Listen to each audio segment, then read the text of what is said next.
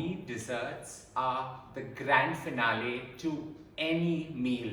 It gives you that ultimate satisfaction of a job well done. While they are grand finales and they have to be star stunners, they not necessarily have to be something that you have to slave away, time consuming in your kitchen. In today's cooking, I'm going to be creating one such star stunner that has gone through centuries, and that's the beautiful caramel custard. While there are a million recipes, here's one short, easy, quick, and the ultimate satisfaction that anyone can crave for. Let's get to creating it now. Now, this caramel custard is one of the easiest ones that I've created, and it serves a purpose. It gives you the grand end finale, and at the same time, the entire prep is done in 10 minutes flat. It's that simple. So to start off with, we've heated a mold that we're going to bake our caramel custard in.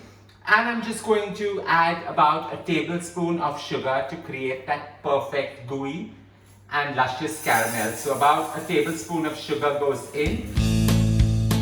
I like creating a caramel on the lowest possible flame. It gives me enough of time to actually make my custard. I've taken 6 whole eggs into a bowl. In that goes about a capful of vanilla essence. Just going to whisk it, keeping it very simple. Into this, I'm adding 200 ml of cream. So full fat cream goes right in. Whisk them together so you do not get any lumps or curdle into the entire mix. I don't really want the caramel to have a dark brown color. I just want it to add that level of flavor to the entire dish. Here I have it ready. Switch off the flame and allow it to cool. Whisking together the eggs and the cream, you can make out when they are emulsified really well and you do not get any lumps in the cream. So about a minute, not more than that, and in goes some beautiful condensed milk. So a full tin of condensed milk, about 400 grams on an average. And since it's going to be too thick, I'm just going to add some water into the same tin. Although most members in this family are going to kill me because everyone loves to dig into that last bit in a condensed milk tin. However, not happening here. So we're just going to mix everything up with the same can volume of water. 1, and we add another 1. Take off every little last bit of this luscious liquid gold and pour the entire mix into the emulsion. This is that simple. Whisk them together, not too much, just for another minute to a minute and a half. And this is the trick part. We need to season. Most people forget to season their desserts. And this is what brings the flavor together. So a little sprinkling of some salt just to give you that additional umami feeling and bringing the whole caramel custard mix together. This custard mix actually forms the basis of many a dessert, and you can use it in creating a bread and butter pudding. You can use it in creating a creme brulee also at times.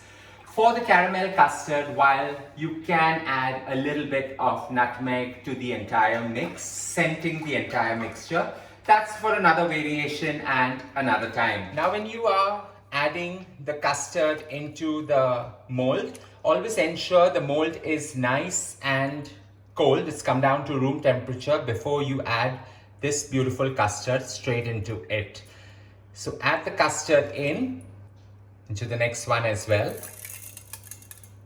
The crackle is what tells you that you're on the perfect right track.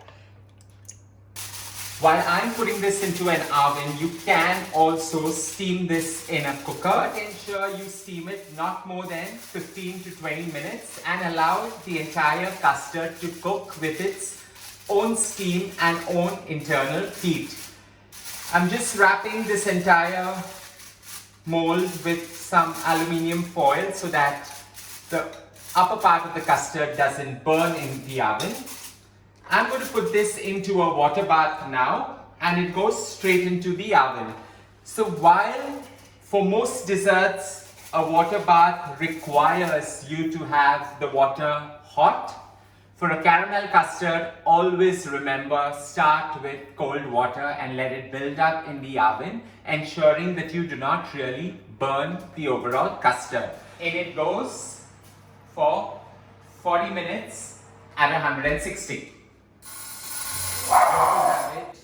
40 minutes up. It's just about done, and the best way to know that your dessert is done is when you see it wobbly, but at the same time the center is still a little soft, and we're going to let it cook the remaining part with its own internal heat. Just going to remove it out of the water bath,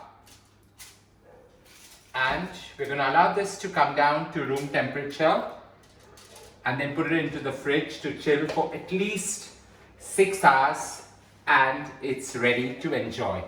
So here's what we have, the beautiful custard, just about done with the center still a little soft. This is truly one of those desserts that actually test the saying, the longer you wait, the sweeter the pudding.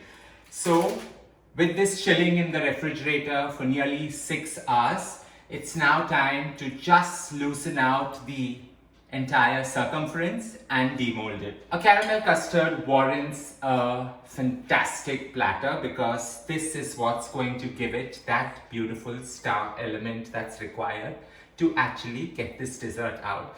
So give it a gentle turn,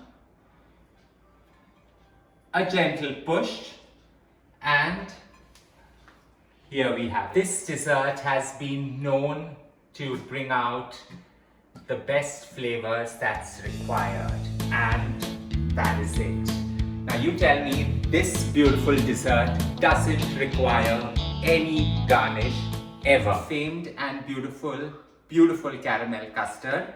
While this dessert has traveled through centuries and has gone through the test of time, here's my simple, easy to create star stunner that's always a classic and always loved by the entire family.